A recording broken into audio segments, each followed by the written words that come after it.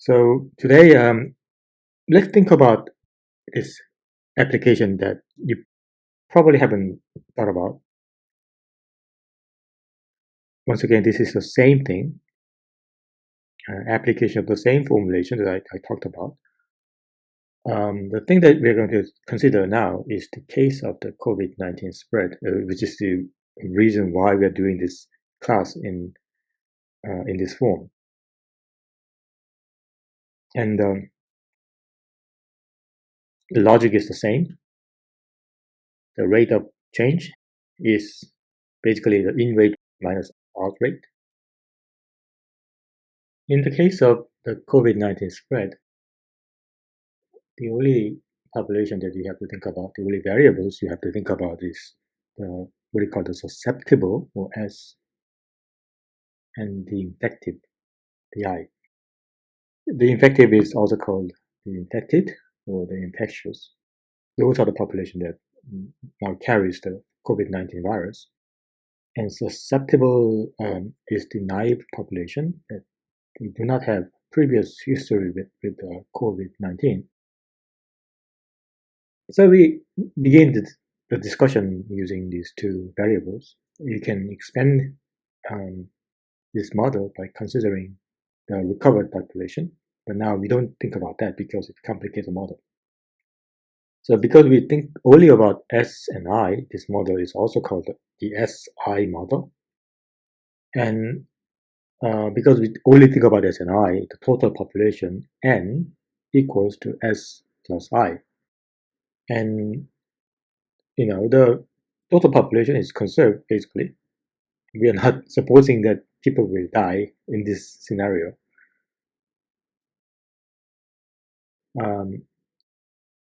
If you differentiate the total population by time, then of course it will be zero because the population is conserved. But then it means that ds dt plus di dt is also zero because it is same as dn dt. That means that if you shift one of them to the other side of the equation, it just means that di dt equals to minus ds dt. What does it mean? It means that the increased rate of the infected is simply the same as the decrease of the rate of the susceptibles. It just means that the susceptible must convert into the infected. Really simple equation that just tells you the relationship. But you can move on and get to think about how a susceptible becomes an infected. How it happens is when a infected person comes in contact with a susceptible person. As you know,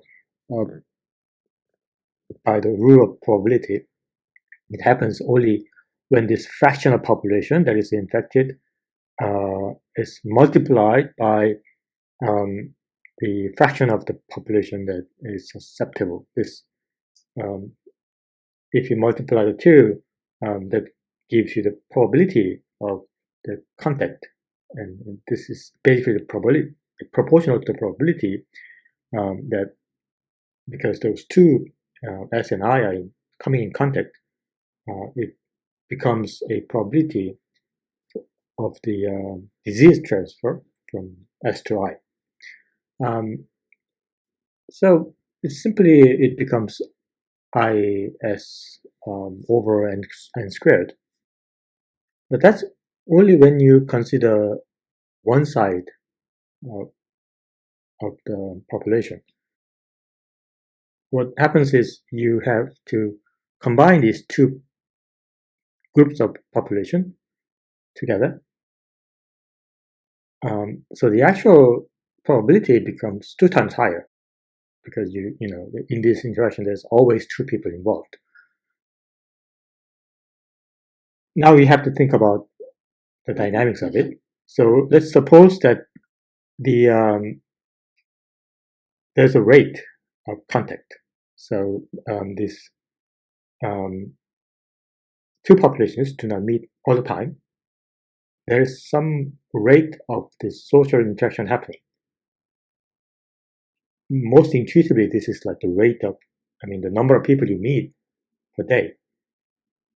So if you think about this rate of contact, let's call it C, then dynamically, the rate of I to S transfer per unit time, it can be any time, but it can be a day, but suppose this is some time, uh, is 2CIS over n squared. And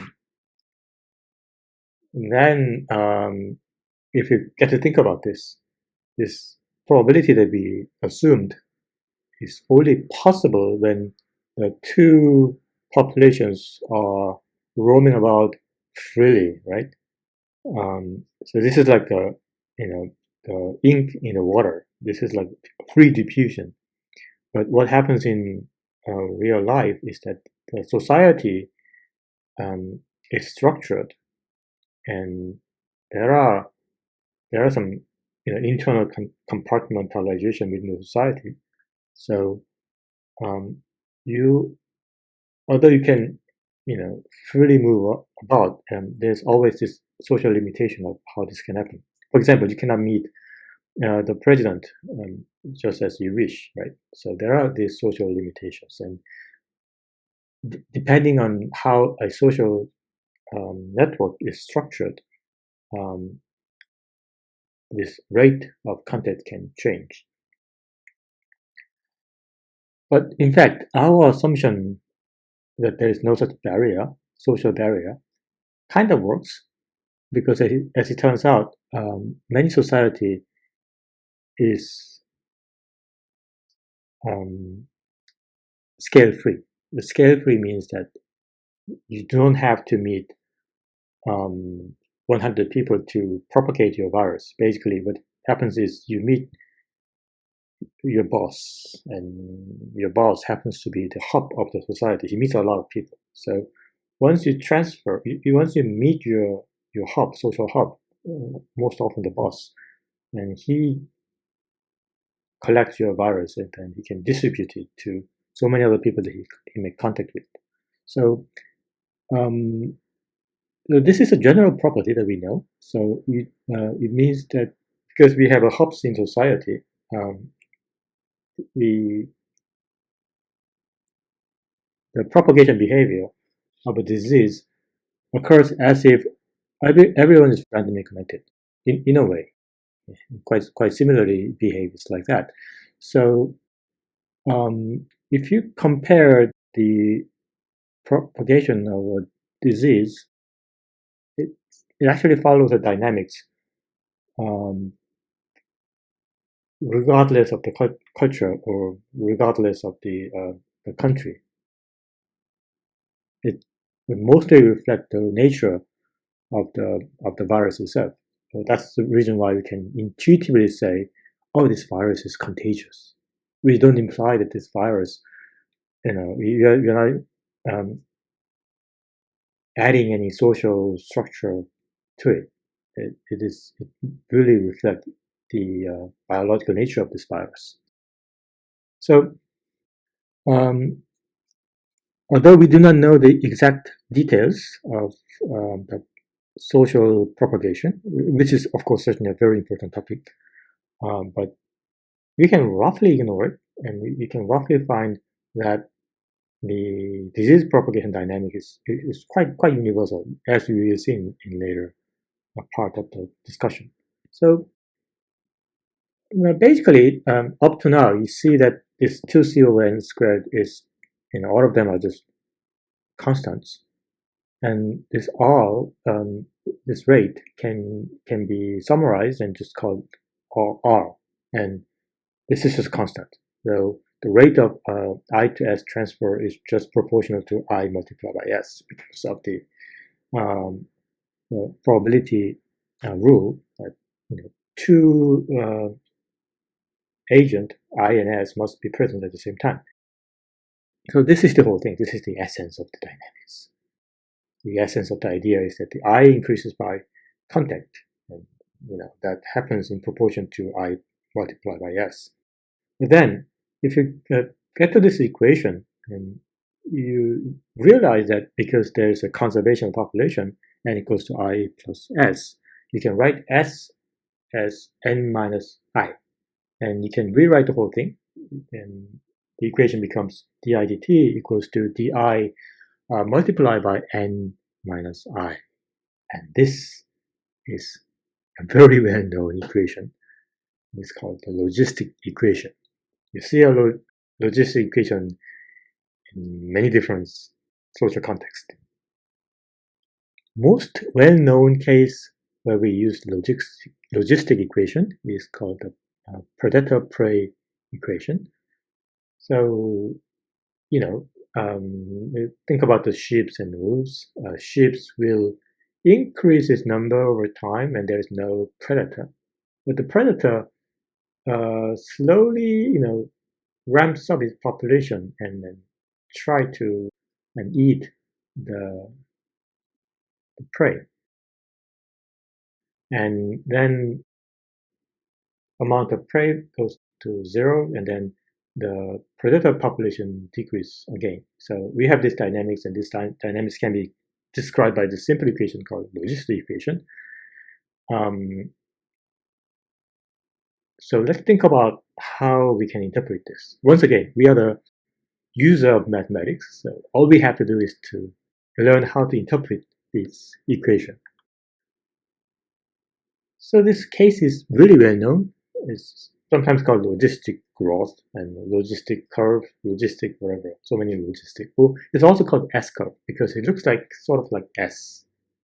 So let's rewrite the rate of change of I, the infective, who come to become a carrier of the COVID virus. If you think about this rate of this population change, is di over dt, and it's the same as we have discussed until now, Ri multiplied by n minus I. And then you can, this equation is the same as Rni minus Ri squared. And if you break it down like this, you get to realize that it actually has two components that we have discussed in the leaky water tank model. Just as in the leaky water tank, there's the in rate and the out rate. So basically what it tells you is that because the in rate is R multiplied by N multiplied by I, and Rn are the constant numbers, and I is the number of infectives. So it just tells you that if you have a higher number of infectives, it will grow, basically.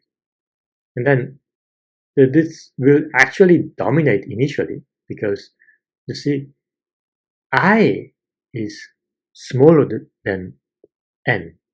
As you remember, n equals to I plus s. So initially, because n is so big, this portion, this in rate, will dominate the whole dynamics. But over time, the out rate, which is initially small, once again, I is smaller than n, right? So initially it cannot be larger than the in rate, but then it will catch up. It will catch up much faster because you're talking about I squared, not I. It increases much faster. So in the later part of the dynamics, the out rate will catch up. And we'll think about this dynamics with a graph in the lower portion of the slide. Here we are considering the exponential growth and decay. So initially, as I said, the exponential growth the in rate will dominate. What does it mean? Once again, Rn, they are the constants. Most important thing is I. And you see, you just basically consider a condition where the rate of change of I equals to I, meaning that it will be exponential. The only function that describes this is exponential. So just as in the previous class, at time t, will have certain value, and that value will be the growth, the rate of growth for the next term.